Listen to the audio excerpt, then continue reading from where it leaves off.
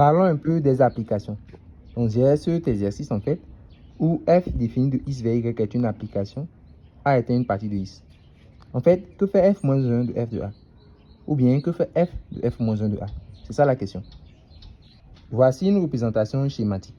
Ok, donc a est une partie de x. Ok, et f c'est une relation de x vers y. En fait, quand on parle déjà, je vais d'abord casser quelque chose. Quand on parle de f moins 1 de a, ça n'a pas de sens. Parce que quand on parle de f moins 1 de a, f moins 1 fait c'est la réciproque qui fait comme ça en fait. Donc quand on parle d'image réciproque, f moins 1 fait l'inverse en fait. Donc regardons, on ne peut pas parler de f moins 1 de a parce que a ne vit pas dans y.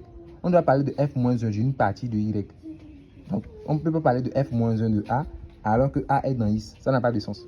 Ok, donc le premier là, ça n'a pas de sens même. Ok, parce qu'on a dit que a est dans x. Donc ce dont on peut parler par contre, c'est de f de a. Parce que a il est dans x. Donc je peux appliquer f à a ici parce que a vit dans x.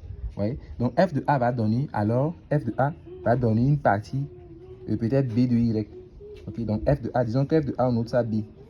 Ok, donc que fait maintenant f moins 1 de f de a? Ok, f moins 1 de f de a, c'est simplement f moins 1 de b, puisque j'ai dit que f de a égale à b. Donc ça revient à chercher f moins 1 de b.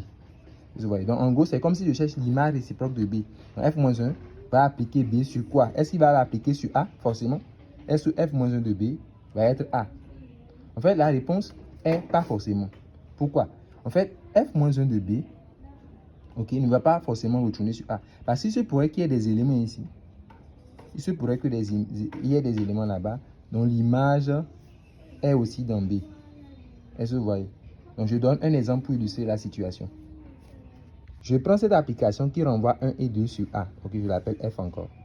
Ok, regardez, si j'appelle grand A l'ensemble constitué seulement de 2, que fait F de A alors avec le dessin là? F de grand A, c'est l'ensemble petit a. Mais vous voyez que quand vous cherchez F moins 1 de F de A, quand vous cherchez l'image réciproque, ça donne l'image réciproque de A. Mais l'image réciproque de A, ce n'est pas seulement 2, mais 1, puisque 1 aussi, son image c'est A. Et je vois, donc réciproquement, il y a 1 et 2, donc l'image c'est 1 et 2. Vous voyez donc qu'en général, f moins 1 de f de a ne donne pas quoi? Ne donne pas a, c'est en général différent de a. Ok, mais en fait, ce qu'on sait, c'est que ça sera plus grand que a. Vous voyez que a ici, c'est seulement 2, non, l'ensemble grand A, c'est 2. Mais f moins 1 de f de a donne l'ensemble 1, 2, ce qui veut dire qu'il contient en fait, il contient a quoi. Je veux dire que en général, ce que vous pouvez dire de f moins 1 de f de a, c'est qu'il contient a. Mais il n'est pas toujours égal à a. Ok, en fait, c'est parce que l'exemple que j'ai donné, c'est l'exemple d'une application qui n'est pas injective. Vous voyez que A, à lui seul, il a deux antécédents. Si A n'avait soit que 0, 1,